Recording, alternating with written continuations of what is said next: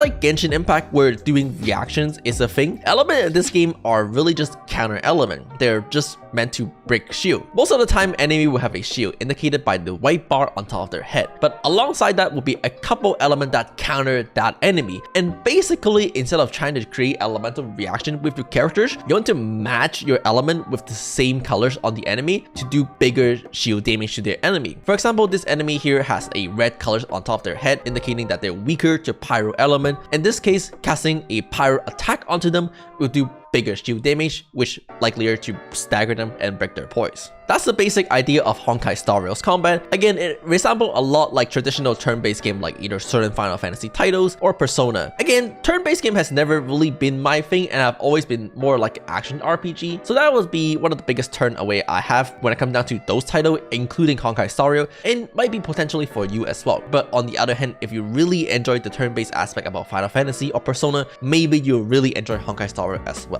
To be very fair, despite me knowing that I don't really enjoy turn-based combat, I actually did have a lot of fun when I first started playing Honkai Star Rail. My first couple hours was super amazing. Exploring the world, exploring about these characters, learning about these characters' stories and background was really exciting. These characters have a really great personality and aesthetic that quickly captured my heart. But again, the main problem is that after I played it for a couple hours, this game just insanely suddenly felt super repetitive and boring that instantly turned me away. And that is the big problem that I want to talk about in this video. So what is this so sudden change that turned me away so quickly? What is this big problem that I'm talking about? And it's the fact that Honkai Star Rail is a turn-based game with 2 buttons. The problem is that on each turn, you can either choose one or the other available action. You have a total of 2 choices. You can either do a basic attack, or if you have a skill point, you can choose to instead spend a skill point to do your signature skill instead. There's absolutely no other decision-making process in the game. There's absolutely no other available action in the game. You don't really get to choose when your turn goes. You kind of just follow the action list, and your elemental burst or your signature ability doesn't really have a decision-making process either,